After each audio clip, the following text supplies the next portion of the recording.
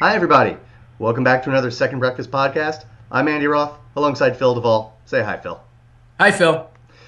And today, Phil, I'm very excited because it is 2013's first installment of Project Melway, brought to you by the Gibsonian Institute.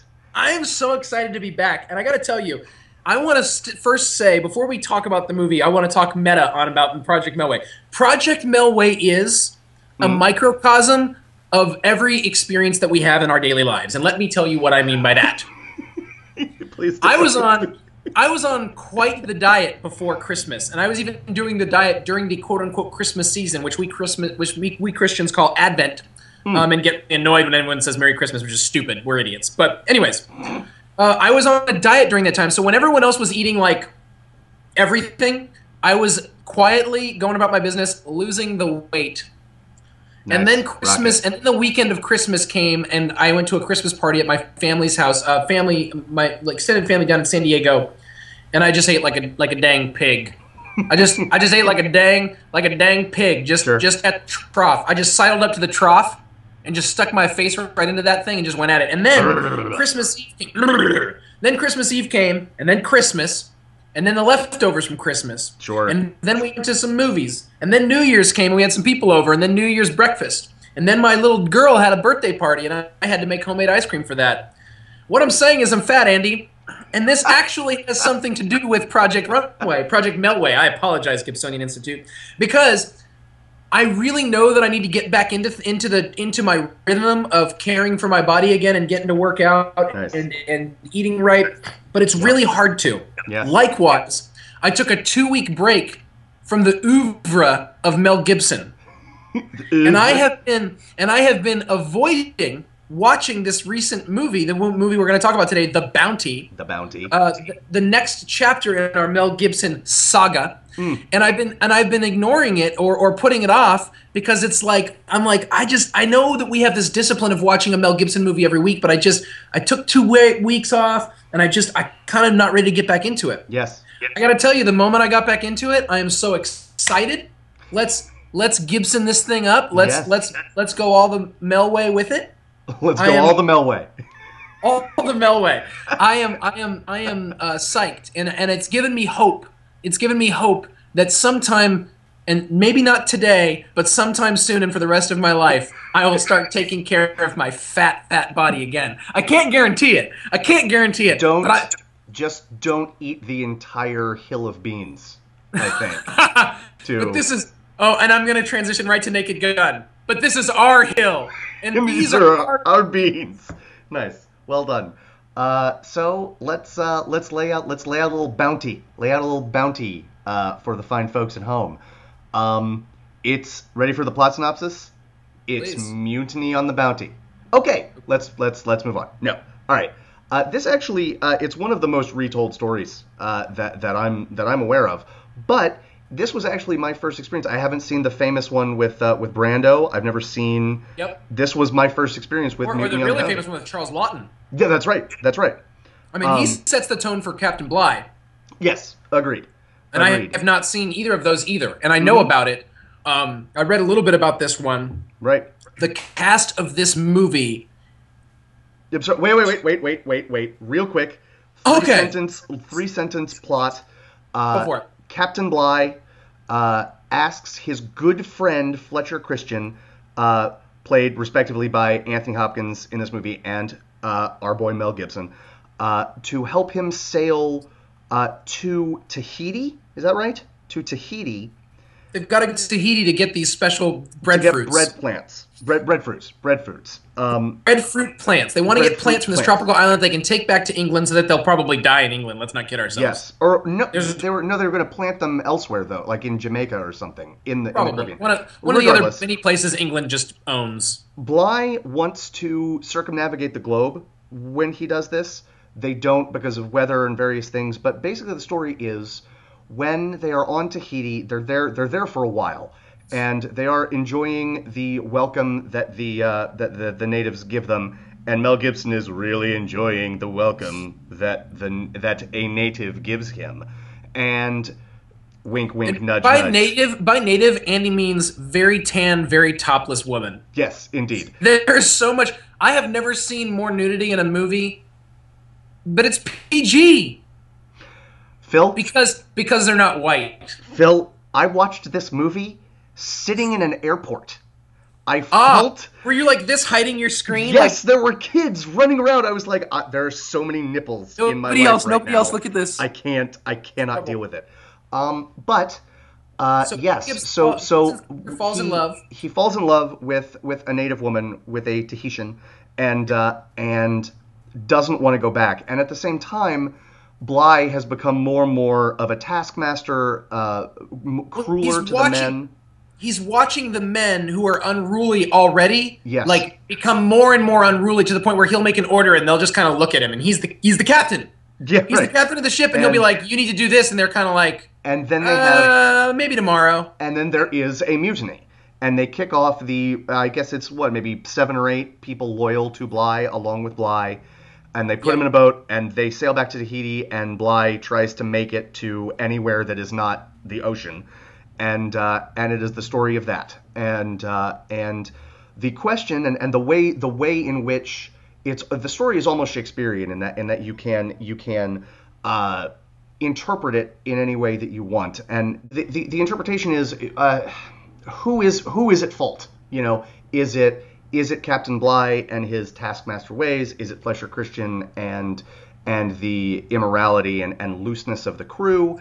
Who's to blame, basically, and that's actually the form that the movie takes. It starts with this is not a spoiler because it's literally like the opening shot of the movie. It starts with Captain Bly being called to answer for his actions. Right. So we know that he survived the mutiny. Yes. They go ahead and let you know that right away. Yes, and I actually think the movie does a decent job of keeping it fairly even-handed. Neither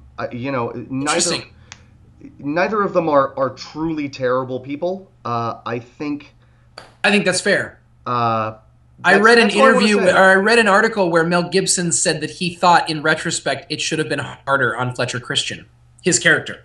Interesting. I thought that was really fascinating. This movie is distinctive from what I understand from the last two interpretations, which is that in common folklore, in modern pop mythology, mm-hmm. Captain Bly becomes known as the Captain Bly is a character who is almost a caricature of the evil cruel taskmaster, yes. Captain who deserves mutiny. And in fact, the actual historical facts of the story show that the British court, whatever they call it, magistrate, that sounds fancy. The British naval courts saw differently, and that in fact he was acquitted, as is shown in the movie, and this movie shows, as you said, a very even-handed portrayal that they try to come out. Why would this happen if in fact neither of these people is just plain bad? Right. You mentioned briefly the cast. Talk about the cast. Okay, so I knew that Hopkins and Mel Gibson were in this movie, right. And who knew that Mel Gibson would be the 4th most amazing actor on the screen? Fifth most amazing actor on the screen. Hit me. Anthony Hopkins. Yes. Within moments, we see Anthony Hopkins in a room with Mel Gibson and Daniel Day-Lewis. Yes, sir. Yes, you may also know him as Movie Jesus, because he is the Lord of movies. It's true. So, Anthony Hopkins, Daniel Day-Lewis, Laurence Olivier. That's right. A young and rough and tumble Liam Neeson. Indeed. Who it turns out has gotten better looking since he's gotten older. That is absolutely true. I read something about it was about the guy who writes the Jack Reacher novels, and Lee Child, and apparently one of the ways that he describes Jack Reacher's physical appearance is he looked like he was carved out of marble by a sculptor with skill but not much time. And that is what I thought of when I watched Liam Neeson. Nice. Is that fair? Get her done. That's right. So, Let's go over this again. Anthony Hopkins, Yep. Daniel Day-Lewis, Yep. Lawrence, oh my God, Olivier, Mhm. and Liam, holy crap, Neeson. Yes. All in one movie. Oh, and then, by the way, Mel Gibson. Right. Right. And I like Mel Gibson. We're doing this for a reason. I like Mel Gibson as an actor, but that's a murderer's row. That's right, and that's not even that is the murderer's row, and then like the second tier of people, you've got Edward Fox, who is amazing. You've got Bernard Hill, which you know as Theoden from Lord of the Rings. Yes. The King of Rohan, who's also the captain of the Titanic in Titanic. That's right. The last person I want to mention in the cast, because I think he does just a great job, and he's like the guy that nobody knows. Adams is one of the main crew members. Yeah. He is played by a guy named Philip Martin Brown. He's the guy that steers the ship. I don't know what what title that is, but he's sort of like, you see him on both sides of the fence when it comes to, do I follow the captain, do I follow Fletcher? And he is amazing. And it's not the best performance in the movie, certainly, but he's amazing, and he's not a name. So Philip Martin Brown, job well done. So here's the question then. Yeah. Best performance in the movie. What's the best performance in the movie? Hopkins. Oh. Hopkins. Oh. You right? He does this weird thing with his voice. Right. Like, he gives himself this accent that I can't describe. Okay. I'm so glad you brought that up. Are you ready for this? It's like... I'm going to tell you exactly what it's like. Do. People out there in Second Breakfast Land, before we started this podcast, I had Phil watch the Iron Man 3 trailer. Ah. The villain in the upcoming movie Iron Man 3 is played by Sir Ben Kingsley. Yeah. His voice, which for example, I'm not great at impersonations, but from the trailer he has the line, "Some call me a terrorist. I consider myself a teacher." Okay. I consider myself a teacher.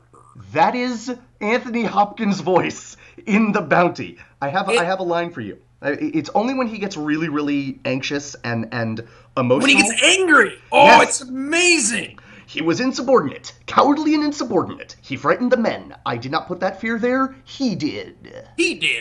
And it sounds cartoonish when we do it, but it is like if you could live inside a guy's accent or live inside someone's voice and like just let him chew on you. I know that sounds, what I just said makes no sense, but it makes perfect sense. Yes. You know exactly what I mean. I did not put that fear there. He did.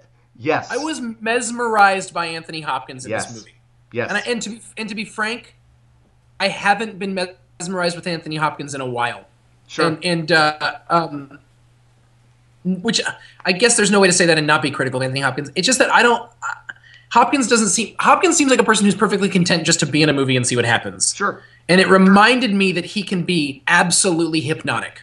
He was hypnotic in this movie. And when he talked like that, it didn't seem put on or fake. Right. Like it gave him this tiny, because we forget Hopkins is a short little dude. And it did actually very similar to what he does with Hannibal Lecter, although in a very, very different way. Yeah. Which is that he commands the screen. Yes. Commands, and not just the screen, but those around him recognize his authority by the way that he speaks. Yep. And it's amazing. It's amazing. I agree. He was insubordinate. He was cowardly and insubordinate. He frightened the men. I did not put that fear there. He did. He calls people cowards, like, you're a coward. Yes. Coward. Yes. I also, another line that I want to point out, which is maybe the best insult that I have ever heard in my life. Not quite to the mutiny, but when people are very upset with him, Bly accepts responsibility for the crew getting demoralized. He's sitting around the dinner table with his officers, so he accepts responsibility as the captain. But then he almost immediately blames his officers for not helping him set the right example. And then he says, "And for that perhaps I am also to blame, because I counted on a strength of character which you do not possess." and Phil, I want you to remember that for when Paige is a teenager and she disappoints you. You know, Paige, this is probably my fault because I believed in you. I counted on a strength of character that you do not possess. You do not possess. I guess I believed. It's my fault because I thought that I had instilled that in you, but apparently... I guess not. I had not. Yep. It is amazing. Daniel Day-Lewis does not have a big part, but it's an important part. Yes. And he is characteristically fantastic. He is. And a reminder that he is not always the same character in every movie. Yep. I've been getting into an argument with my brother recently because he says, I don't see the point in seeing Lincoln. Because I know it's going to be fine and he's going to be amazing. What's the big deal? He's Daniel Day-Lewis. He's good at everything, so I get it. What's the point? And I think what's implied there is that there's almost like Daniel Day-Lewis is doing that Daniel Day-Lewis thing. But the thing that Daniel Day-Lewis does is become someone totally different. Yeah. And so the argument, I mean, so it's like, I don't know. I mean, it's like, no, it's you're not just, you don't know what to expect. And this is a character, there is a prissiness to it, and I don't mean an effeminateness. This is not a backhanded homophobic remark. This is if I'm going to make a homophobic remark, it'll be straight with my forehead. Right. It won't be backhanded. Everybody out there listening, you'll know. You'll know. You'll know when I'm being terribly homophobic. So no, but there is a prissiness and a sort of an old. You see it in the character in the guy in Last of the Mohicans, the British soldier Duncan. That is this sort of the official Britishness that we, anyways. Yes, agreed. And Liam Neeson is just a savage. Yes, just a brute. I am enormous, and I'm going to. He throws his weight around literally, figuratively. He's great. He is great. Which we haven't talked about the Mel Gibson, and the Mel Gibson, Roger Ebert, in his review of the film, in which he gave 4 stars. Can't wait. Points out that the Mel Gibson doesn't have a lot of lines, even though he is clearly the second most important character in the film, if not the most important. I mean, and that this is a decision of the screenwriters. One review I read talked about how this is a problem. They didn't even give him a lot of lines. How do we know what to think about him? And Roger Ebert says this is actually a strength of the film, that he decides that they decide to create a character where he's dealing with all this internally, and we don't really know what he's thinking, and that's part of the strength of it.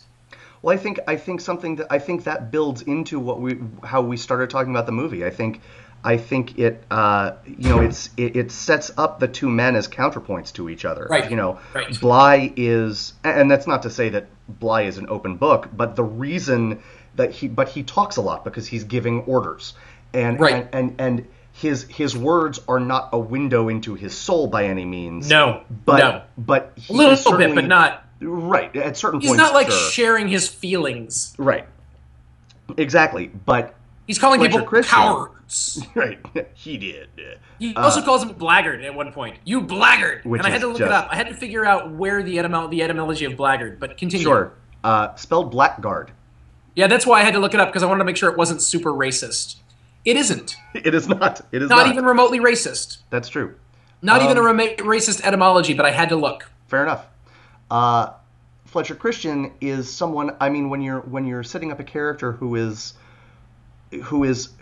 emotionally and physically seduced by this island and the people on it, it makes sense that and you have someone who can handle it like Mel Gibson can. Right. It makes sense that that he would be a not more taciturn character, but just one who speaks less. He just it's not like I don't think it's a character trait. I just think he happens to speak less because you can show and not tell. And that's better. In the end, I think he's a nihilist, and in the words of the dude, that must be exhausting. Because indeed. The movie. So what the movie ends up being about, in my opinion, is the struggle between order and obedience, or order and discipline, which would be the sort of British line. Agreed. And freedom, autonomy. Mm-hmm. And I think, frankly, the movie comes down on the side of order and obedience over and against autonomy. I think that the people who fight for freedom, it's almost an adolescent fight.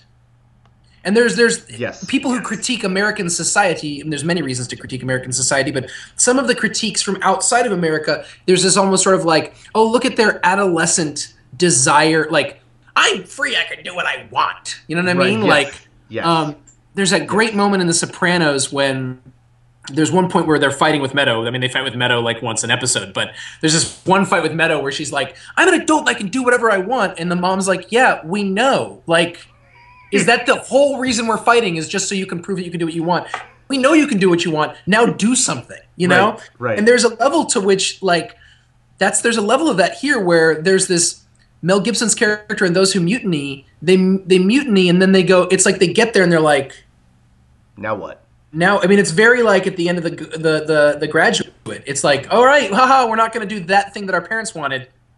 Oh, right. What are we going to do? And I think to some degree the movie, you said it was even-handed, but I almost felt like, and maybe it is, and maybe my preferences are towards oppression. I don't know, but it's an interesting conversation. There is an attractiveness to freedom and autonomy that I think is natural, but I think that there is also there's a very conservative, and not politically conservative, but like traditional element of this film that's sort of saying, what about honor? And what about honor and recognizing, and what about recognizing order and recognizing authority? Like, is there a place for that? It's true, and the reason I think that the movie is even-handed, because if you look at it sort of from a 30,000-foot perspective, it is tipped toward being more sympathetic to Captain Bligh. But I think the answer to that question you just posed, what about these other things, is Fletcher Christian. This is not a man, even when he is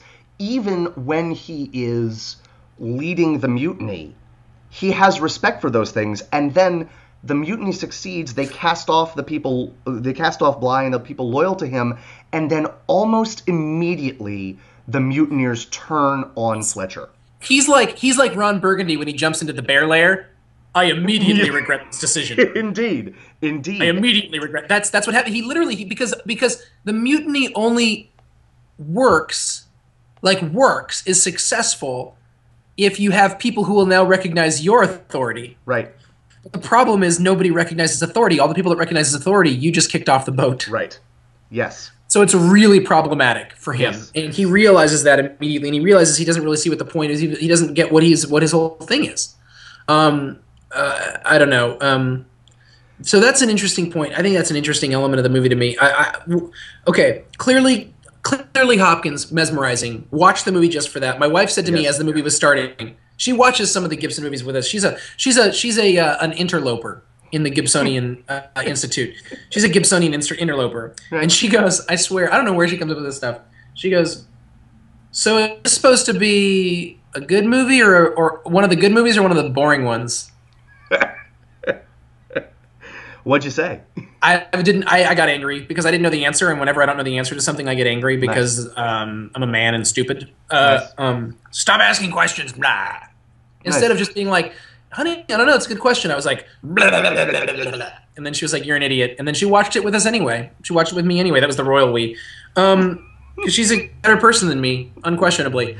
So anyway, the answer is it was not a boring movie. No, it's not a boring movie. A really good movie. Now, question, but what did you think of the Mel Gibson's performance? What was your...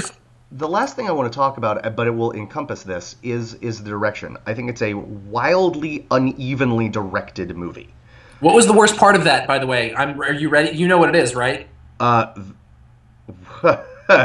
I have are the weird ways he keeps coming back to, like, fever dreams. Yeah, that wasn't mine, but yeah. What was yours? Oh, the score. Vangelis? The guy wrote the music for the most famous piece of music ever, right? The what's it called? The Chariots of Fire. Oh yes. And then he did this, and what I don't understand when we keep watching these movies with bad scores, and this isn't even an Australian one, so we can't blame Australia like I like to blame Australia for things. Sure. When we watch these movies with bad scores, poisonous spiders I'm and like, stuff. Yeah. If you just go back to the 50s and 40s and 30s, I thought we'd solved this problem. I thought we'd figured out really good music for movies. Like, Bernard Herrmann existed already. Right. You know, Ennio Morricone existed already. Elmer Bernstein. I thought we figured this out. I thought that we had figured out. I thought we'd like put a little cinch in the whole good score thing. It turns out we hadn't. It turns out no, not so much. I'm shocked by the amount of Mel Gibson movies with terrible music. Yes. And it's not Mel's fault. Unless at some point maybe it is. Nice. So anyway, talk to me about directing and Gibsonian. So let me. It also tells me. It also told me. It also gave me my answer to your question. What's the best performance in the movie? Because it does come down to Gibson or Hopkins, just because it's their movie. And the reason, and I mean, I'd be inclined to give it to Hopkins anyway. But the reason is they both have their fever dream moments. With Hopkins, it is actually a fever dream. He is sort of imagining these things that are happening. He sort of sees it. He's imagining Mel Gibson falling in love with the native woman, and you keep seeing him like waking up sweaty. And then during the mutiny, Mel Gibson has a thing, has a moment where he goes nuts. He's like, "Oh, I am in hell. You know," and Hopkins earns it. I am overacting. Right. Hopkins earns it. And Mel Gibson, to his credit, I think he comes close. But I don't think he earns it. And we've seen enough of Mel Gibson now that we know that that's not... He could earn it. He's good enough he could earn it if it was done right. He could earn it, but I don't think the director did him any favors. It came out of nowhere. Both things came out of nowhere, but Hopkins is Anthony Hopkins. And so that only works. That section where he's like, I'm tossing and turning, I'm sweaty and weird, and oh god, the things I'm seeing in my mind's eye, and that only works because he is on his game. And Gibson is ever so slightly not on his game, and that is enough for the entire, like, the most important confrontation of the movie. The last time that Fletcher Christian and Captain William Bligh talk before Bligh gets his butt kicked off of the ship. Right. Doesn't work. I mean, it's entertaining to watch. I would recommend people see this movie, but it isn't as good as it could be because that moment doesn't work as well as it should.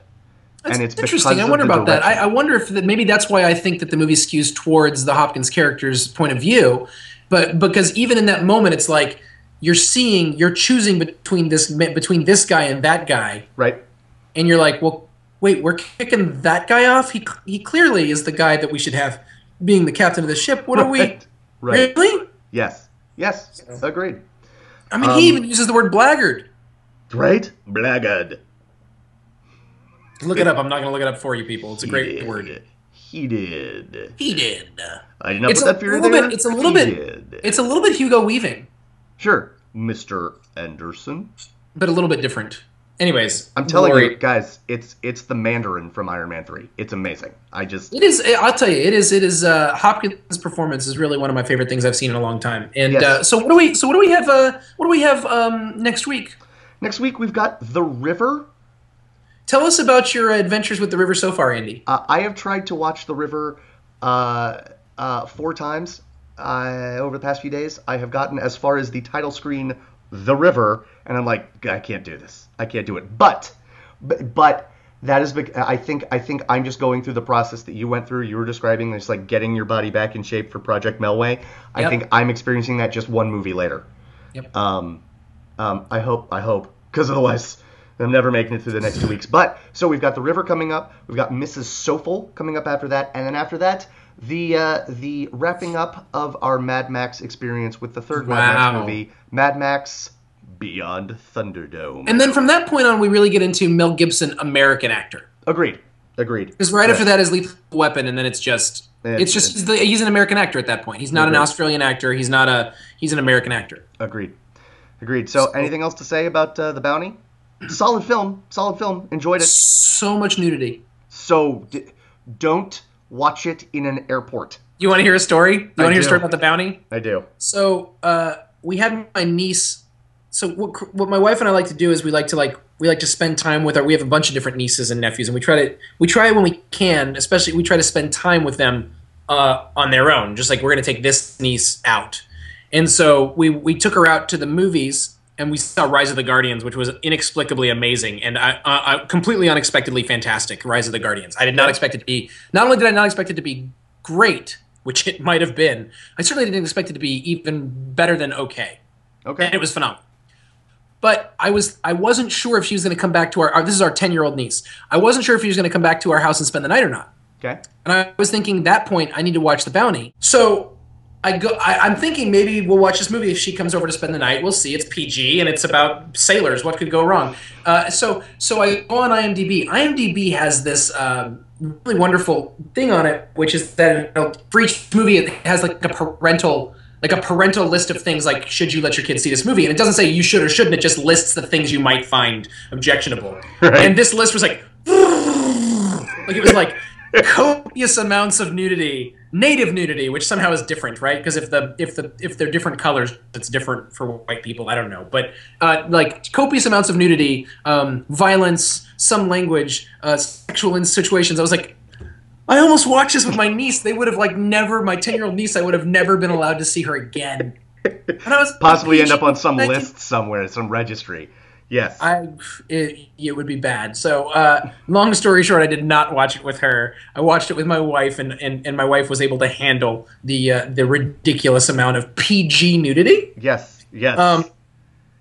The 80s, a different time. A different time. Yeah, there's time. A lot a of simpler time. Yeah, a lot of nipples. A lot of nipples in this movie. You know, there's no way around it.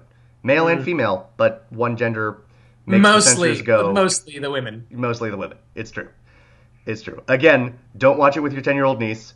Don't watch it in an airport. Ugh. Oh my gosh. No. No. That's it. That's it. We're done with the bounty. We're done with the bounty. Next step. Next step, the river next week. Yep. This has been another Project Melway, brought to you by the Gibsonian Institute, and we here at Second Breakfast. I'm Andy Roth. That's Phil Duvall. We'll see you again real soon. Goodbye.